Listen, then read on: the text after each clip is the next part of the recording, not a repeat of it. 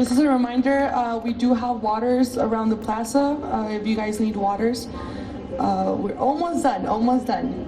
So our next speaker is Newman. She is an author, speaker, and longtime activist. Her experience include education director for the Texas State Board of Education member, parental right legal assistant in training, testifying at legislative committees, political consultation and writing, and research for a national voter guide, and launched Speak Up Texas in 2019 to provide information, resources, and action items about current issues.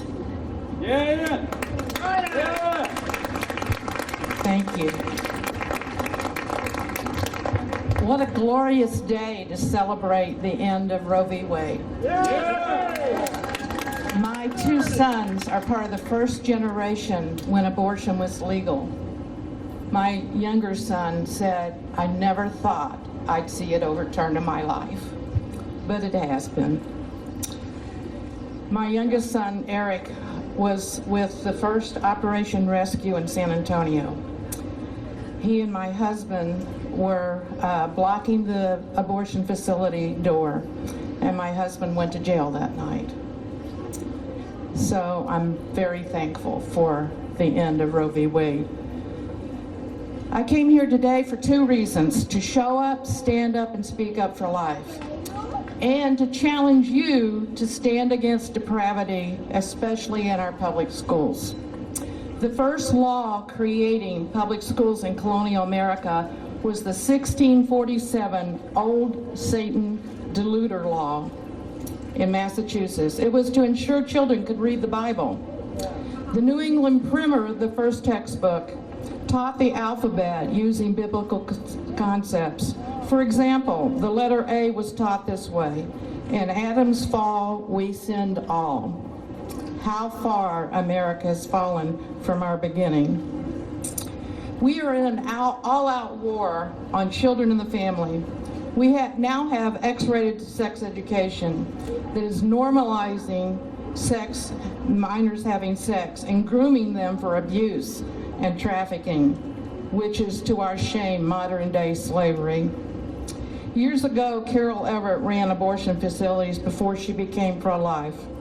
She tells how she sold abortions through providing sex ed in schools that encourage students to have sex, breaking down their natural modesty, separating them from their parents' values, and giving them low-dose birth control pills, knowing they would get pregnant. The perverted group SECUS says advancing sex ed means the right for all people to have access to safe and legal abortions. We now have obscenity in schools, books so vile that some school boards won't even allow parents to read excerpts. These aren't isolated incidents. It's across the nation, even in small towns like Kerrville, Fredericksburg, Prosper, Canyon, and Victoria, and in Northside and San Antonio, in 5th grade. And teachers, librarians, and superintendents are defending it. If your neighbor showed your child obscenity, you'd call the police. But the Texas Penal Code has an exemption for educational purposes. This has to be fixed. We have so-called family-friendly drag queen shows, even one sponsored by HEB. We have drag queen story hours for toddlers.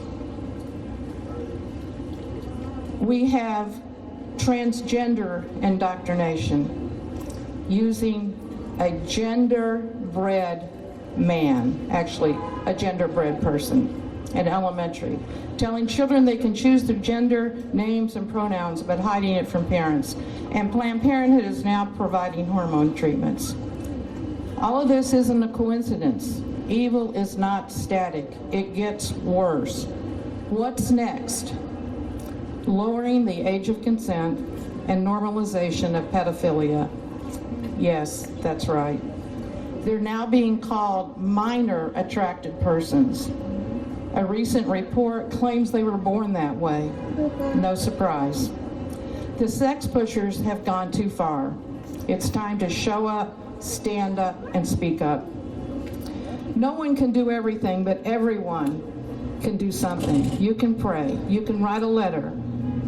Make a phone call. Inform your pastor and your friends. Run for office. Go to Austin with me. You can testify at hearings or just sign up in favor or against a bill. My website is speakuptx.com. It's in the process of being built. You can sign up to get my alerts there, or you can sign up at the back table. You can learn at the back table about the mind polluters, a film about what's going on in schools. You can make a difference. Show up, stand up, and speak up. Thank you.